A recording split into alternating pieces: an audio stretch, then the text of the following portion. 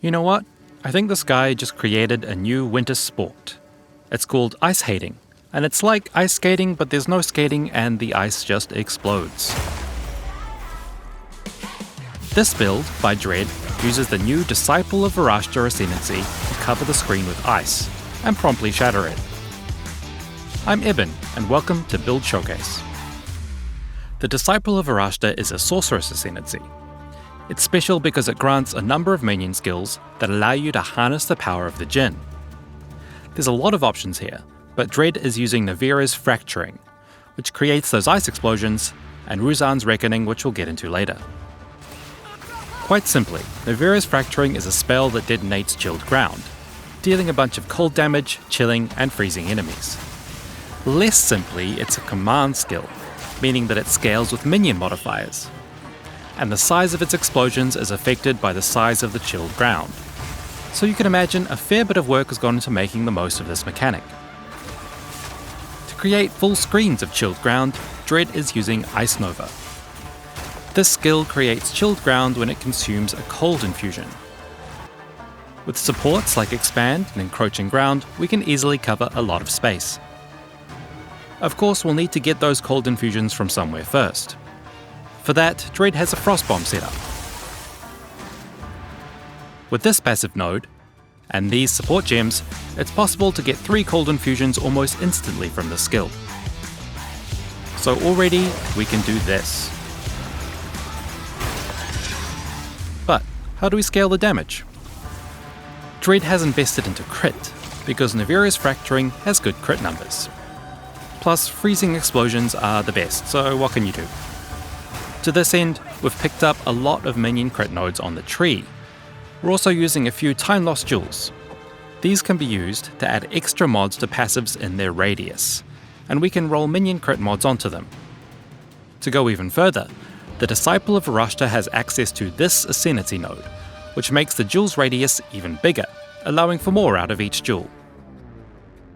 Lastly, we'll ensure our gear has a bunch of minion gem level mods. Here's a quick montage demonstrating why this setup is a banger. Full sound and everything.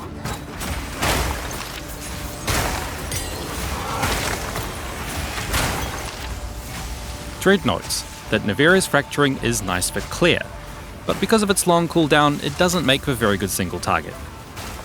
So naturally, we have to keep rubbing the lamp and summon another Djinn, this time Ruzan, the Blazing Sword. This fiery lad can provide the skill Ruzan's Reckoning, a sweeping slash that creates a wave of lava. This lava deals very effective ignites.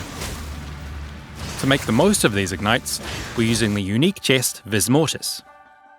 It provides a bunch of minion damage as chaos damage. This shines when combined with Soft's Pyre, a lineage support we're using with Ruzan's Reckoning.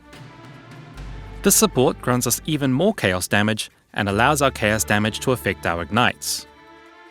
Combined with the right support gems, we start to get some pretty big ignites, enough to take on the toughest of bosses.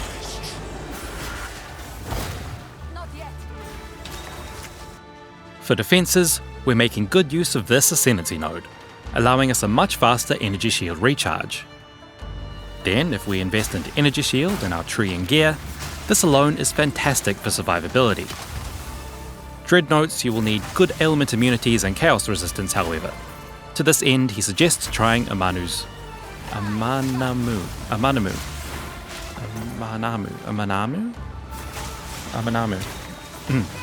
He suggests trying Amanamu's Gaze, an augment that removes a damaging ailment whenever you use a command skill.